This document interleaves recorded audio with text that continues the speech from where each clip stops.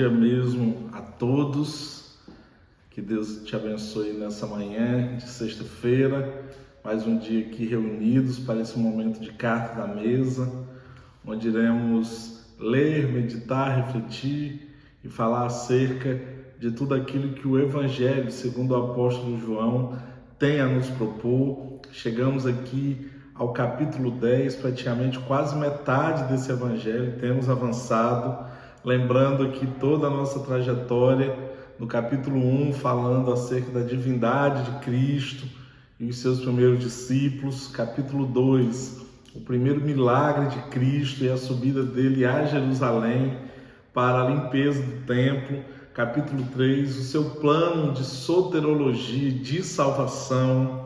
Capítulo 4, o seu diálogo e conversão da mulher samaritana e de parte de toda a região da Samaria. Capítulo 5, a cura do paralítico de Betesda.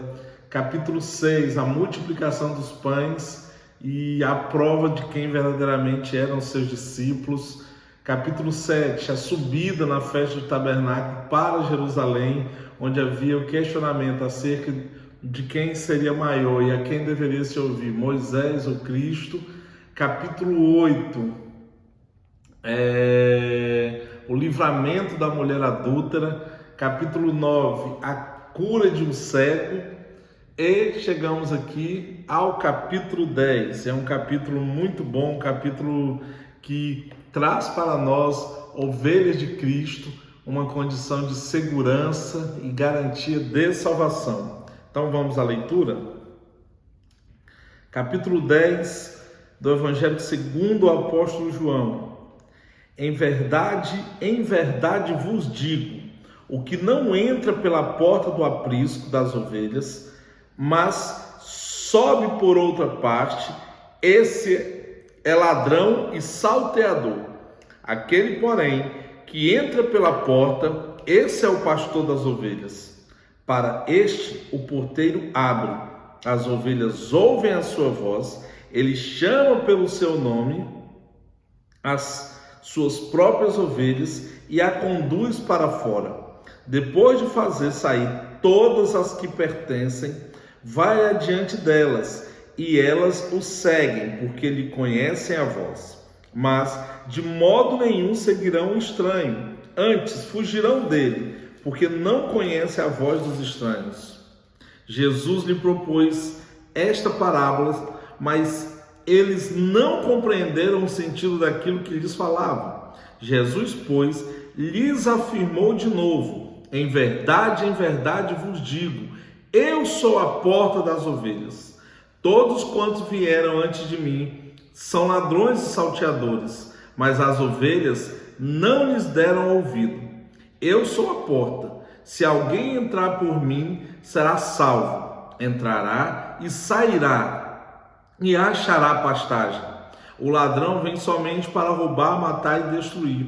Eu vim para que tenham vida e a tenham vida em abundância. Eu sou o bom pastor. O bom pastor dá a vida pelas ovelhas. O mercenário, que não é pastor, a quem não pertence as ovelhas, viu o lobo, abandona as ovelhas e foge. Então o lobo as arrebata e dispensa. O mercenário foge porque é mercenário e não tem cuidado com as ovelhas. Eu sou o bom pastor, conheço as minhas ovelhas e elas me conhecem a mim. Assim como o Pai me conhece a mim e eu conheço o Pai e dou a minha vida pelas ovelhas, ainda tenho outras ovelhas. Não deixe aprisco. A mim me convém conduzi-las. Elas ouvirão a minha voz, então haverá um rebanho e um pastor. Por isso o Pai me ama, porque eu dou a minha vida para as reassumir. Ninguém a tira de mim, pelo contrário, eu espontaneamente a dou. Tenho autoridade para entregar e também para reavê-la. Esse mandamento recebi do meu Pai. Eu quero ler por enquanto até aqui o versículo 18, que é a primeira parte desse capítulo, quando Jesus começa se apresentando como a porta das ovelhas. ele deixa muito bem claro que aquele que salta a porta ou atravessa a cerca, este não é pastor. Este é um salteador, porque ele está invadindo. O pastor permite que entre somente aqueles que têm plano, projeto e intenção de cuidar. Essa parábola de Jesus traz dois personagens bíblicos da antiga aliança. O primeiro é Ezequiel, que no capítulo 33 o Senhor vai falar dos maus pastores, mas vem a promessa no capítulo 34 acerca dos bons pastores que iria enviar para o povo de Israel. Lembrando que ao longo de todo o Antigo Testamento há muitas parábolas e metáforas da qual o Senhor se diz como bom pastor. Davi, autor de um dos salmos mais conhecidos e talvez o que todo mundo sabe o início, que diz: o Senhor é meu pastor e nada me faltará, era um pastor de ovelha e entendia que o cúmulo, a maior evidência e figura de um cuidado era do pastor, que cuidava daquilo que por muitas vezes não seria nem da sua propriedade, mas ele cuidava porque estava sobre a ordem de alguém. E ali ele coloca Deus como bom pastor. E realmente o pastor é aquele que não deixa faltar a ovelha a sombra, o cuidado, o zelo, a atenção, o alimento, a bebida. Por isso nós temos essas duas figuras. Uma figura profética, que traz a promessa acerca do povo de Israel, que teriam bons pastores e seriam, portanto, cuidado. Deus promete ao seu povo bons pastores.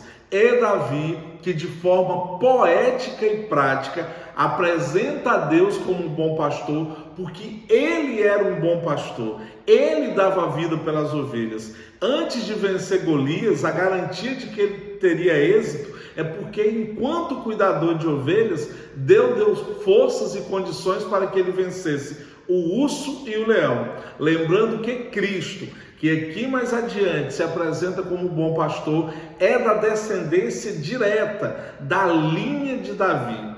Portanto, Cristo herda, por assim dizer, de forma natural, essa competência, essa virtude e esse zelo que já estava em Davi para cuidar das ovelhas. Se bem lembrarmos, quando Natan vai a Davi para repreendê-lo acerca do pecado que ele havia cometido, não só por ter adulterado com Betseba, mas ter enviado à morte a Urias, ele lembra Davi de que ele era um pastor.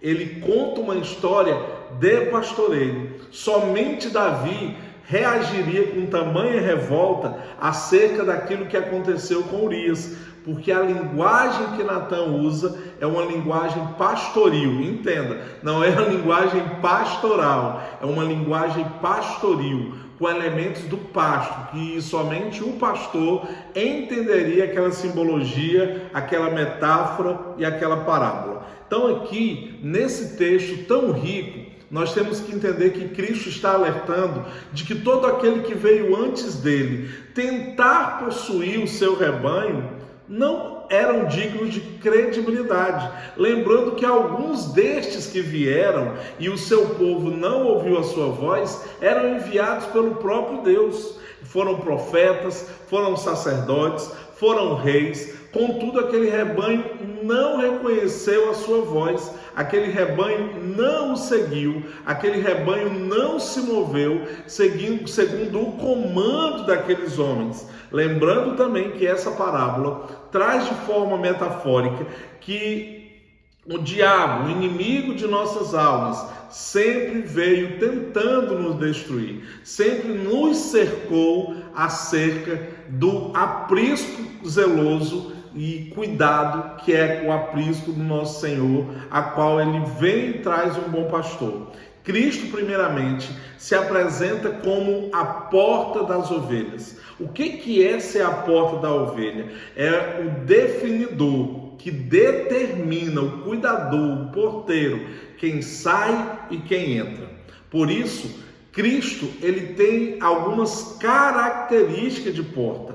É ele que nos protege, é ele que nos garante a segurança, é ele que tem impedido de sermos alimentados por aquilo que não é segundo a sua vontade, ou aquilo que não nos nutre ou não nos faz crescer. Ser um porteiro é aquele que verdadeiramente afasta a aproximação dos salteadores, dos lobos e de todo aquele que tenta vir roubar ou trazer algum tipo de dano ao rebanho. A primeira apresentação que Cristo faz aqui é como porta das ovelhas, lembrando que uma das portas do templo do Senhor, também chamado de templo de Salomão ou templo de Herodes, era a porta das ovelhas. É aquela que justamente dava ao vão, ao espaço em que ficavam os impedidos de acessar ao templo, porque pela lei mosaica,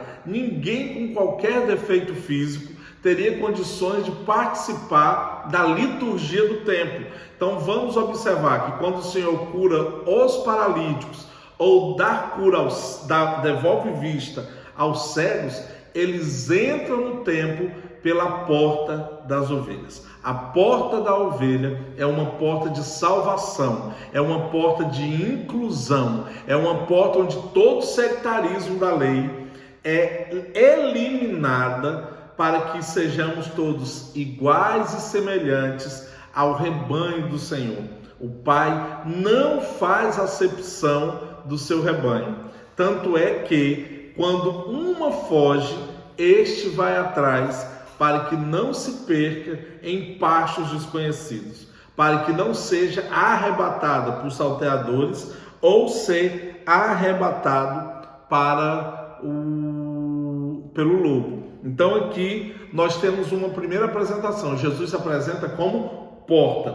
Mais adiante, no versículo 11, ele se declara como o bom pastor. E ele fala que é o bom pastor porque dá a vida às ovelhas. Ele fala que é o bom pastor porque o Pai se agrada dele, por ele ter essa obediência. Ele se preocupa com a preservação, com a segurança e manutenção daquele rebanho.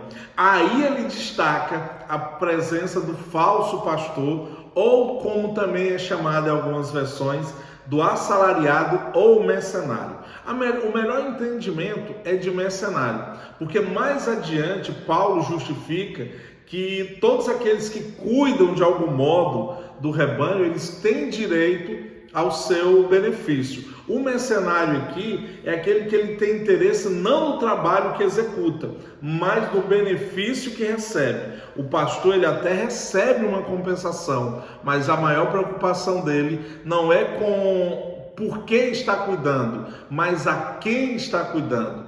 O pastor verdadeiro dá a sua vida pelas ovelhas. O mercenário, em qualquer perigo, foge. É mais ou menos quando se tem uma guerra. O soldado verdadeiramente, o militarizado, ele fica na guerra até a morte. O mercenário, ele permanece na guerra até lhe convir. Quando ele sente a situação diferenciada, ele abandona o fronte de batalha e sai mesmo da peleja. Ele não fica em meio à tropa, ele não fica em meio à guerra, ele se dispersa. Aqui, então, Cristo traz a figura do bom pastor, do pastor verdadeiro, daquele que identifica a sua ovelha pelo nome, ele tem cheiro de pastor, ele tem veste de pastor, ele trabalha na simplicidade do pastoreio, usando o seu alforje, usando o seu cajado, usando a sua roupa simples, para acessar os lugares onde as ovelhas visitam. E ele tem uma peculiaridade: ele cuida das ovelhas nominalmente, ainda que ele tenha um cuidado coletivo. Cristo, ou o bom pastor, ele sabe do problema de cada um e trata-as com a sua individualidade. Ele não vê o pastoreio como uma atividade coletiva de gado, mas como um exercício individual de vida por vida. É o mercenário, que ele não tem compromisso com o individual, desde que todos aparentam estar alimentados, aparentam estar calmos, aparentam estar protegidos, o trabalho do mercenário é realizado. Há uma polêmica acerca de João 10,10, que trata de que o ladrão vem para roubar, matar e destruir, mas eu vim para que tenha vida, e vida em abundância. Se aqui está se falando do diabo, na primeira parte, ou dos falsos pastores, eu tenho, diante de uma interpretação intuitiva e uma interpretação cooperativa do texto, a presunção e a ideia e o entendimento, isso sou eu, claro, eu tenho e eu sigo também uma corrente que até pouco tempo era majoritária, de que o bom pastor só é apresentado no versículo 11. Ora, eu não tenho como falsificar algo antes de existir. A falsificação é a presunção de que o verdadeiro já foi apresentado. Quando eu invento algo diferente de qualquer condução, eu posso estar até fraudando, mas a falsificação, ela vem posterior à apresentação do verdadeiro. Então, o meu entendimento é de que aqui não se fala de falsos pastores, mas do inimigo ou de algum enviado do próprio Senhor. Mas eu entendo aqui que é do inimigo de nossas almas, que mais adiante ali também é considerado um dos lobos devoradores. Contudo, isso não pode determinar a nossa atenção central para essa passagem, porque muito mais importante do que identificar quem é o personagem da primeira parte de João 10,10 é identificar o segundo personagem, que é Jesus. O inimigo, o ladrão, o falso pastor, o mercenário, nós sempre iremos repreender. Contudo, o bom pastor, este nós aceitamos. Então, importa muito mais termos convicção, certeza e total definição de quem é o segundo personagem, quem seja o bom pastor, Jesus Cristo, do que se o ladrão é um falso pastor, é um falso profeta, um falso mestre, um falso evangelista, um falso apóstolo ou o diabo. Isso deve ser ínfimo em relação àquilo que mais importa aqui. O Senhor passa o tempo inteiro se apresentando. Então nós temos que estar conectados com a verdade, qual seja, Ele é a porta das ovelhas e posteriormente Ele é o bom pastor. Então, as ovelhas cuidadas por Cristo têm algumas características. Qual seja ela? Primeiro, ela ouve a voz do pastor, ela tem um relacionamento com esse pastor, ela se conecta com esse pastor. Então, ser ovelha desse bom pastor, ser ovelha dos bons pastores, tem então os seus privilégios. O primeiro é que ela fala ao pastor, é ouvida pelo pastor. Segundo, ela é conhecida e reconhecida pelo pastor. E por que é importante frisar o reconhecido? Porque quando ela desaparece, ainda que ela esteja cheia de carrapicho, ferida, machucada, ameaçada, quase morta, ela é reconhecida na sua condição totalmente depauperada, destruída e desconfigurada. E ela é conhecida quando está cercada ali no meio do bom pastor. Essas ovelhas têm o privilégio de seguirem o bom pastor, porque ele também é o porteiro, ele também é a porta, é ele que leva a pastos verdejantes, é ele que leva a fontes de águas frescas, é ele que leva o rebanho para as sombras. Então, ele tem o privilégio de ouvir o pastor, ela tem o privilégio de ser conhecida e reconhecida e tem o privilégio de seguir. Também tem o privilégio de serem protegidas a ponto de terem a vida do pastor como escudo para a proteção da sua própria existência e recebem total segurança eterna. Aquele rebanho que está dentro do aprisco do bom pastor, que está sob os cuidados do bom pastor, este será eterno, segurança por toda a vida. Então nós temos marcas de bom pastor, e que é importante identificar, foi aquilo que foi dito. Ele é o porteiro da igreja, ele cuida da igreja, meus amados, do aprisco, daquele cercado, do piquete, como você quer considerar aí. Ele determina quem entra e quem sai. As ovelhas conhecem a sua voz porque há um relacionamento direto. Ele conduz as ovelhas para os lugares que sejam mais convenientes para ela e que sejam melhor para a sua vida. Ele trata-as com individualidade. Ele vai adiante delas, protegendo-as a todo instante, e é seguido pelas ovelhas, que sabem que os seus passos o levarão para caminhos seguros, para caminhos de fartura, para caminhos de bonança, onde ela pode declarar que ele é o bom pastor e nada lhe faltará. Amém? Então o bom pastor, ele é obediente em sua plenitude para com seu Deus. Por isso Deus era tão feliz e contentado com Cristo. Por isso, ao longo do Evangelho, ele repete 3 vezes: este é o meu filho amado, a quem me comprazo, a quem me contento e a quem me alegro. Por isso Jesus diz: eu trabalho porque o meu Pai trabalha. Ele sabe que era um emissário e que tinha sobre ele uma missão de cuidar de um rebanho que estava sobre os seus olhos e outro que estava ainda em outro aprisco que ele iria alcançar. E esse rebanho, meus amados, somos nós. Nós somos um rebanho que estávamos em outro aprisco e fomos conectados para ter o privilégio de compor o grande rebanho do Senhor. Amém? Até aqui lemos do versículo 1 ao versículo 18. Vamos dar continuidade aqui à leitura.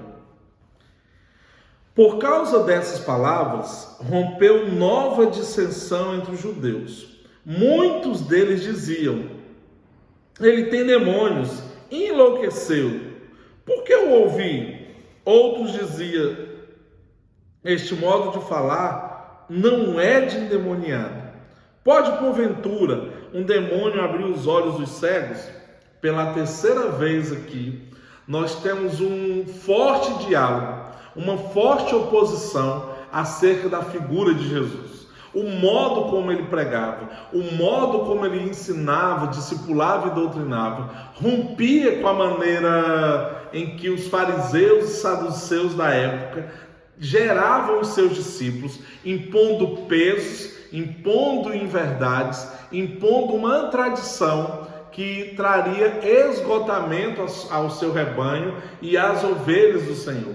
Por isso aqui é bem interessante destacarmos esse pequeno texto e trecho aqui de João, do versículo 19 ao versículo 21, porque já era dito que ele tinha uma autoridade diferente dos fariseus. Já era dito que Jesus falava diferente dos escribas e saduceus.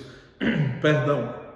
Então, Jesus aqui, ele é julgado e colocado em um lugar de avaliação. E é interessante que alguns falam: por que está a ouvi-lo? Não vê que é o endemoniado? Ele fala coisas diferentes da liturgia. Ele vai de encontro com aquilo que é pregado. Ele vai de encontro com aquilo que tem sido convencionado há muitos anos. Porque de todas as escolas rabínicas, de todas as escolas sacerdotais e de toda a política que havia na religiosidade judaica, os saduceus e os fariseus eram os maiores. Os fariseus tratavam de cuidar da tradição e de haver um plano de puritanismo, ou melhor, de cumprimento integral da lei, da tradição e dos bons costumes. E os saduceus eram aqueles que voltavam seus estudos para os 5 primeiros livros da Bíblia e não dava tanta ênfase às profecias e tampouco à vida após a morte, ou se ligava ao sobrenatural. Então, ambos deixavam de trazer a verdade que liberta aquele povo. Aqui o combate é entre os escribas, fariseus e alguns saduceus e o povo a quem ouvia. E no meio deles já havia essa contenda. Uns diziam, ele é endemoniado. Outros diziam, pode por acaso o demônio devolver vista aos cegos? Aí nós recorremos ao capítulo 9, lembrando daquele cego que pedia oferta, que era cego de nascença, e o Senhor Jesus o cura, o Senhor Jesus devolve ele a vista para que o Senhor fosse glorificado. Por que a cura de um cego muda completamente a dimensão, a natureza e a divulgação do ministério de Cristo? Porque nunca havia se registrado a cura de um cego. O cego era dado como uma das maiores maldições hereditárias por Deus, e somente ele era capaz de devolver vista aos cegos.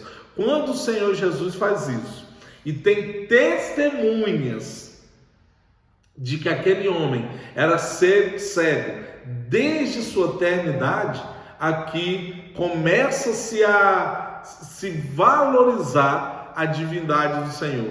Ora, ao mesmo tempo em que alguns dão créditos à sua natureza de filho de Deus, de profeta, de um homem temente, de alguém que verdadeiramente é enviado pelo Pai, ou sendo o próprio Deus, vem a corrente que denuncia sua blasfêmia e deseja a pena capital para quem assim o faz, segundo a lei de Moisés. Esse debate aqui, ele é a raiz daquilo que vai se propagar até os próximos 11 capítulos seguintes, até culminar na morte do Senhor, até culminar na execução do Senhor, porque todo o debate em Jerusalém acerca de Cristo está em esperar uma oportunidade para prendê-lo antes de que os seus feitos miraculosos e sinais prodigiosos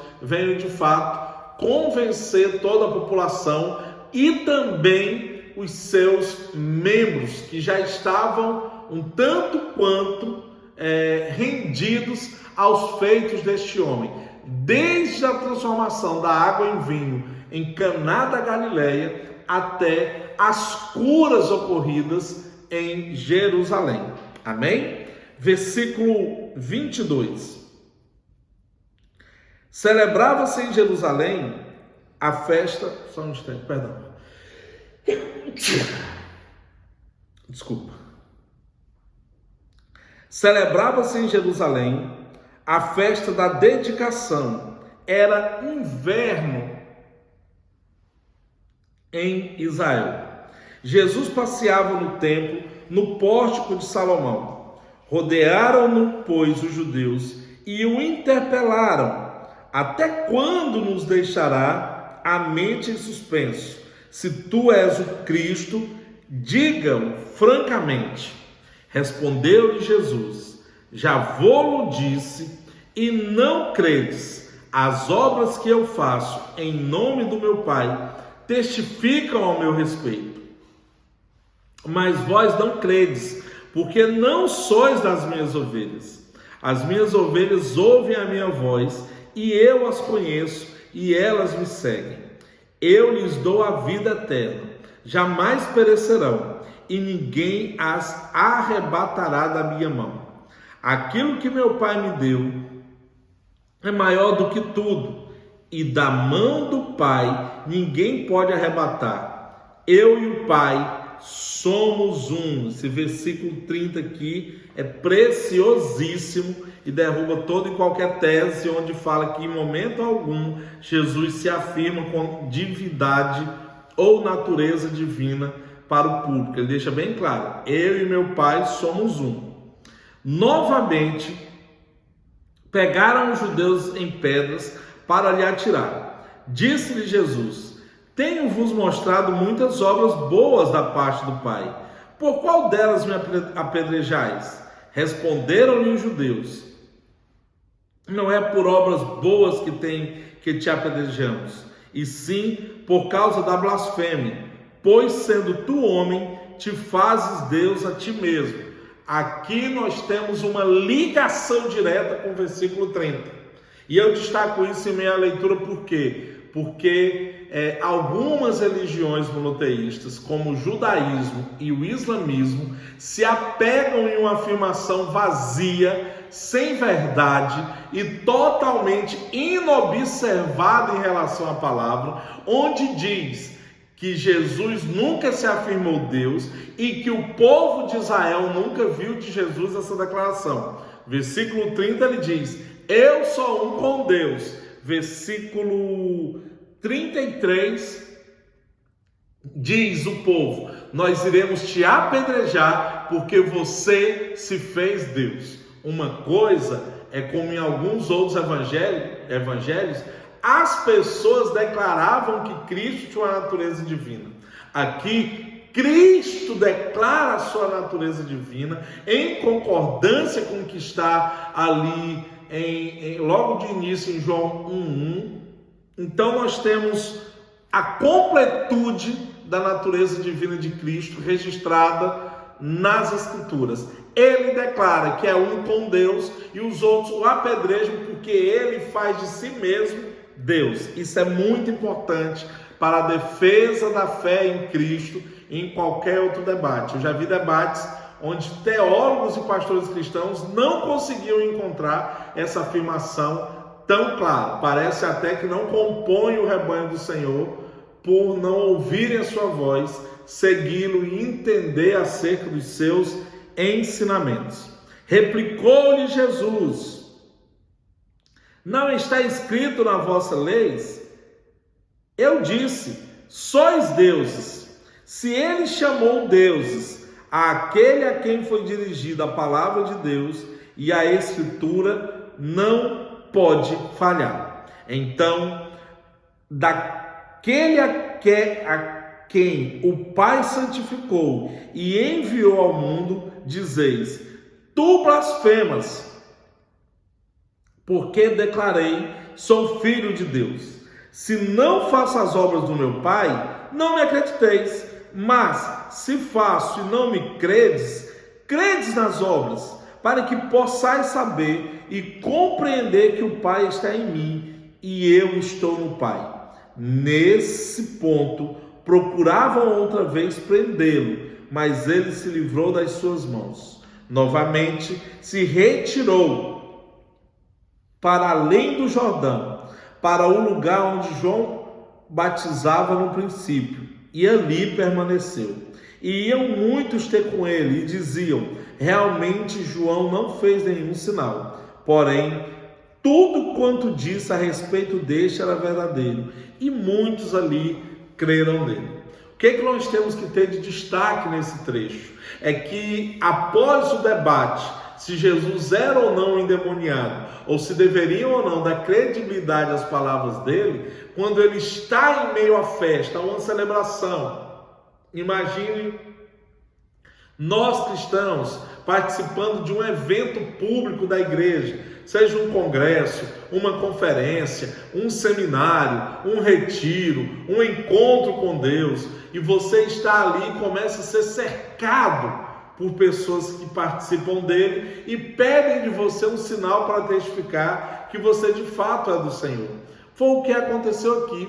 Eles falavam: mostre-nos sinais e elementos para comprovar que você é o Messias que tantos esperávamos. E por que eles se destacavam disso? Porque na região da Galileia já haviam surgido dois falsos Messias, dois falsos Cristos, um chamado Judas e outro chamado Teuda. E eles não davam sinais de si. Eles não apresentavam algo sobrenatural ou místico que dava a eles essa condição de divindade messiânica. E João Batista, como profeta do Senhor, também não curou, também não ressuscitou, também não limpou leprosos. Ele pregava as boas novas evangelizando-os para receber a Cristo, com o cumprimento da profecia de que ele seria enviado com o mesmo espírito de Elias para ser voz do deserto, que anuncia o Salvador. Aqui, a primeira busca daquele povo é que Jesus mostrasse um único sinal. Contudo, o Senhor não estava mais interessado em fazer sinais, mas que o povo cria nele, porque ele era enviado de Deus. Ele fala aqui: eu já mostrei, eu já falei, eu já dei garantia, porque a obra que eu faço não é minha, é uma obra do meu Pai, é uma obra direta do trono de Deus, é uma obra que vem da parte dele. Portanto, aqui nós temos que ter a plena e direta convicção de que o Senhor faz a obra do Pai. E se as pessoas não creem em Cristo, creem pelo menos nas obras dele, que é a obra do seu Pai. E é isso que perturbava os fariseus. Era isso que os religiosos estavam preocupados. Era isso que estava causando tanta perturbação, porque o Senhor Jesus passa a ter uma característica de enfrentamento acerca de consciência. E aqui ele declara: vocês não me reconhecem, filhos de Deus, enviado do Senhor, o Messias prometido e profetizado, porque vocês não são do meu rebanho. Vocês não pertencem a mim. Observa que Jesus faz uma determinação de que todo aquele que não o reconhecer, do seu rebanho não é. Porque quem é do seu rebanho ouve a sua voz, os reconhece e os segue. Jesus aqui ele fala: se vocês não forem do meu rebanho, nunca, jamais serão reconhecidos, reconhecerão-me como Messias, como Salvador, como ungido e filho do próprio Deus. É isso que precisa estar claro, é isso que precisa estar definido, é isso que precisa estar ajustado em nosso entendimento e nossa consciência. Quando eles tentam prender a Cristo e ele se desvencilha e vai para outro lugar, ele volta ao início de tudo. Lá onde João Batista o batizou, lá na região da Galileia, além do Jordão, naquela profecia de que ele viria das regiões das trevas para trazer a luz. E quando ele prega e expõe os seus sinais, ali ele é reconhecido e as pessoas o recebem como filho de Deus e o aceitam como seu Senhor e Salvador. Este é o capítulo 10 do Evangelho segundo o apóstolo João. Um capítulo que traz um Cristo configurado com o seu papel de ser um pastor que protege, que cuida, que resgata e que leva ao Pai. Um pastor que traz à ovelha sensações e comportamento de pertencimento, de cuidado individualizado e de segurança eterna. Amém, meus amados? Quero saber se quem está aqui presente queira falar algo, compartilhar algo, porque é um capítulo riquíssimo, é um capítulo gostoso de ser pregado, é um capítulo bom de ser ouvido e estudado, é um capítulo enriquecedor. E como disse, é a página seguinte do que vem a ser um ministério do Senhor, de maior enfrentamento, um ministério de maior verticalidade em relação a se colocar como emissário dos céus e enfrentamento contra os falsos enganadores e mentirosos. Amém? Vou deixar aqui um espaço, quem desejar falar ou quem não desejar falar, mas o certo é que estamos aqui conectados com o que o Evangelho quer nos trazer de presente. Amém? Vamos orar? Senhor, meu Deus e Pai, em nome de Jesus, eu quero te agradecer, meu Deus, por mais esse momento, por mais essa ocasião, onde estamos aqui conectados a Ti, Pai. Obrigado pela palavra revelada, obrigado pelo seu entendimento, obrigado, Senhor, pela fome e a sede que tem nos dado, Senhor, segundo o Teu querer e a Tua vontade. Senhor, eu abençoo todos aqueles que serão alcançados por essa palavra, que todos se componham como um rebanho do Senhor, que ouve a sua voz, reconhece e o segue. Amém? Que Deus os abençoe, os guarde, lembrando que na próxima sexta estaremos aqui para mais um momento de Cartas na Mesa, agora com o capítulo 11. E tem muita coisa para esse capítulo. Aguardamos vocês. Que Deus os abençoe.